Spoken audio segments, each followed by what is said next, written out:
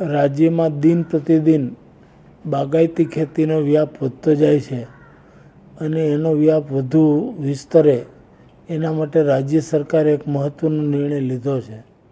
રાજ્યના 4 જિલ્લાઓ અમરેલી, દાહોદ, બનાસકાંઠા અને ગાંધીનગર જિલ્લામાં સેન્ટર ઓફ એક્સેલન્સ બાગાયતી ખેતીના વિકાસ માટે સ્થાપવાનો સરકારે નિર્ણય કર્યો છે અને પ્રત્યેક સેન્ટર દીઠ ₹10 કરોડનો ખર્ચ એમ મળી અને ₹40 કરોડનો ખર્ચ આ માટે કરવાનો સરકારે મહત્ત્વનો નિર્ણય કર્યો છે.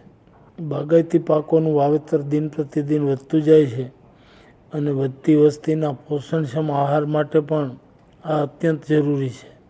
વધતી જતી બાગાયત વસ્તીની સાથોસાથ બાગાયતી ઉત્પાદનોની માંગમાં પણ વધારો થયો છે અને બાગાયતી ખેતી પ્રત્યે ખેડૂતોનો રસ પણ વધી રહ્યો છે. આ જોતાં આ એક્સેલન્સ સેન્ટરોનું મહત્ત્વ ખૂબ વધી જાય છે. રાજ્યમાં બાગાયત ખાતા દ્વારા કુલ 17 સેન્ટર ઓફ એક્સેલન્સ કાર્યરત થશે.